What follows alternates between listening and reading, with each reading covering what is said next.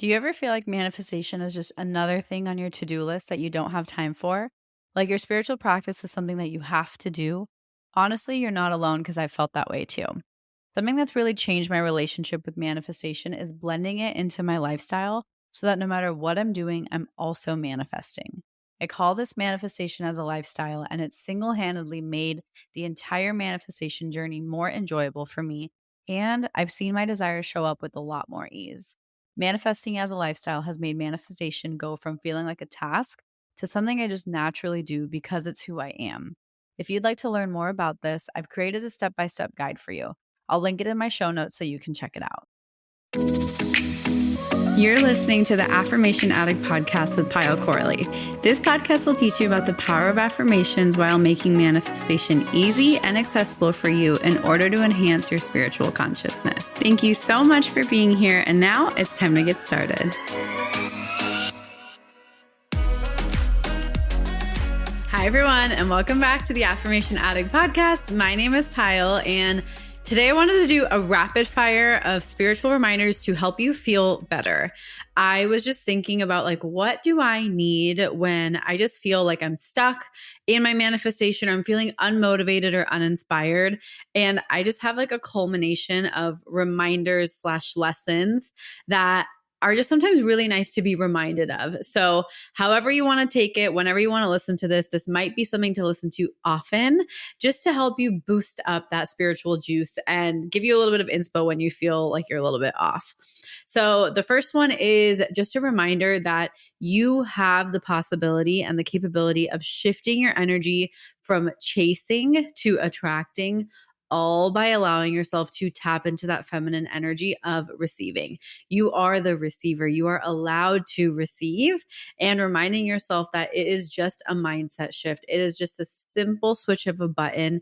Nothing looks different. Nothing is different except that instead of chasing, instead of you being the go-getter, you are actually the magnet. You are the magnetism, and you are the attractor of what it is that you want. The next one is a reminder that searching creates more searching, and you cannot have what you want while also wanting it. Let me repeat that. You cannot want something and have it at the same time. It is physically impossible. You cannot have a desire for something and also experience the 3D manifestation of it at the exact same time. So if you are overly in that wanting or searching mode, tap into that having mode. How does it feel? Close your eyes and just imagine your desire. Your brain does not know the difference between what's real versus imagined. So just remember, if you feel like you're really, really deeply wanting, you cannot have it in that same energy, and do whatever it takes to shift yourself out of it. Another one is you cannot outsmart the universe and skip the work. Trust me, I have tried this. I have tried so hard to find loopholes, to skip the manifestation work, to skip the consistency. And I think one of the hardest lessons I learned was that was a frequency of impatience, and that was a frequency very, very deeply rooted in ego. And there is some sort of work you will have to do, whether it's energetic, whether it's physical, whether it's a spiritual practice. There is some sort of work that you're going to have to put in, but you don't have to not like the work. You can actually thoroughly love the work, and working towards your manifestation is not a bad thing. So change the way you see it. The next one is your desires want you as bad as you want them. I feel like when I forget this, it feels like I am trying to manipulate and force my desires into my life. And when I just hear and remind myself that my desires also want me, I have these desires for a reason. They want me too. So it's not like it's a one-sided relationship. It is a very mutual relationship, and reminding yourself that your desires want you. Key disclaimer, it is your true desire. So sometimes if you're very attached to a physical person or a physical kind of label that your desire is, dig a little bit deeper and think about what is the true desire that you want. What is the feeling behind that desire? If that's actually what you're chasing, and that feeling is meant to be yours just as much as you want it to be yours, that feeling wants to come to you as well. Hi, beautiful friend. I hope you're enjoying this episode. I wanted to hit pause for 15 seconds and share with you about my spiritual membership I created to help you raise your vibration and manifest with ease. I created Affirm It so you can have access to all, and I really mean all of the spiritual tools you need to step into your higher self and watch your dreams manifest with ease. If you're really ready to dive into your spirituality and connect with your highest self, I invite you to join the Affirm It membership. More details are in the show notes if you're interested. And now let's jump back in.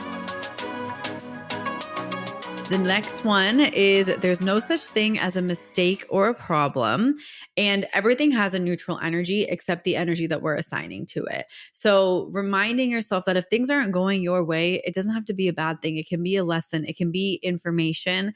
It doesn't have to mean anything. It can mean what you want it to mean.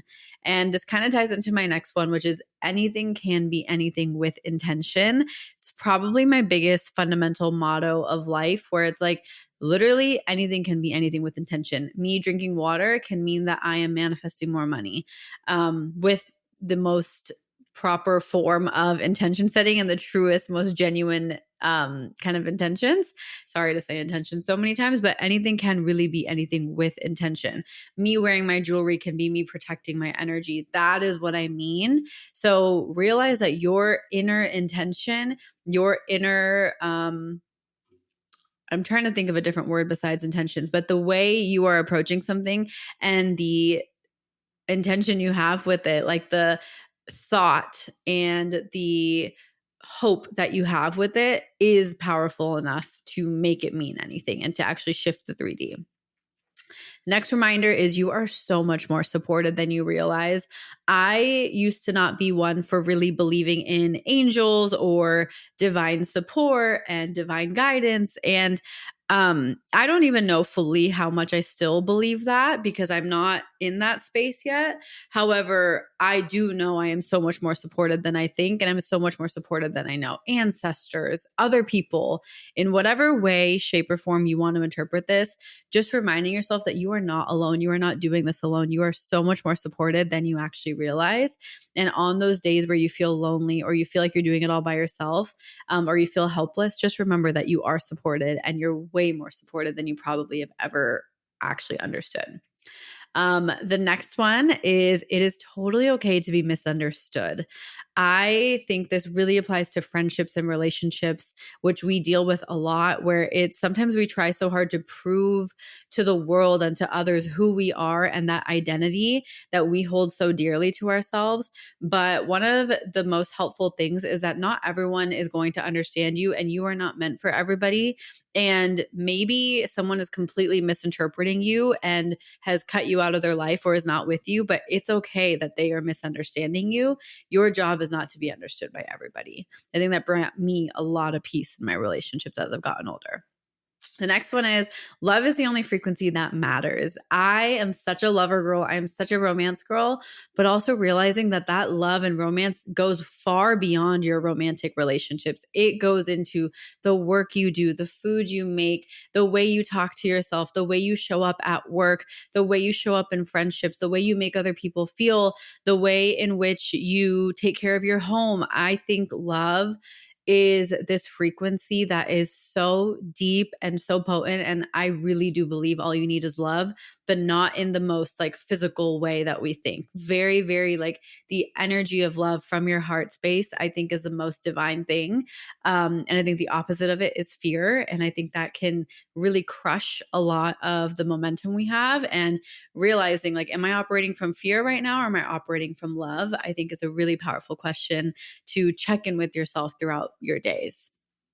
The next one is time is a man-made construct, and realizing how much of our stress, anxiety, worry, remorse, guilt comes from time or as a result of time or as a derivative of time. Like how much of your trauma, how much of your fears and anxieties, how much of that is based either in the past or the future? How much of your issue lives in the now? How many of your problems live in the now? And not the now in terms of like your outer world, but like now in this very moment. In this very moment where your attention is, how many of your problems are existing? None until you bring attention towards it. So realizing that time is a man-made construct, and if you can kind of let go of some of the barriers and some of the restrictions we let time have on us, I think it is such a pathway to peace. And it's a really, really helpful way to just alleviate some of the pressure you might be putting on yourself right now. The next one is all of this life, this spiritual journey, manifestation. Everything is so much more simple than we think. And we have a beautiful tendency as humans to overcomplicate, to make things harder, to overthink, to overanalyze, to make it have to be a bigger deal than it is. And everything is so much simpler, from manifestation being what it is, to your purpose of life, to how to show up in your relationships, to like your skincare routine, to the foods you should be eating. Like, everything is so much more simple and is supposed to be more simple and is more simple. We just think simple equals easy and easy equals too good to be true. But actually, simplicity is so powerful, and let yourself thrive in simplicity. I think it was a really big ego check for me to be okay with simplicity. I thought complexity equaled luxury, equaled success. Whereas now I'm kind of shifting into, and this is personal, maybe for you it still is that, and that's not a bad thing, but I think there is a lot more power and a lot more freedom in simplicity. And I think there's a lot more truth in simplicity than we realize. And I think you can learn a lot from it. The next one is, you are worthy as you are, and none of your life, none of your spiritual practice should be trying to prove anything to anybody, especially, and really especially when it comes to your spiritual practice. You're not proving yourself to be worthy of your manifestation. You are already worthy. You're actually probably more so playing a mental game with yourself to remind yourself that you're worthy, which is half the reason we're doing that spiritual practice. Ultimately, you, as you are in this very moment, you are worthy. You have been born worthy.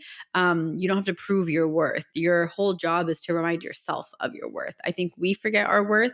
I think we diminish our worth. And I think we downplay our worth and our potential. And I think so much of this life and so much of our lessons and our purpose here is learning about how worthy we really are and reminding ourselves of our worth, not anybody else. I think we try and prove it externally, but I think it's actually about internally reminding yourself of it.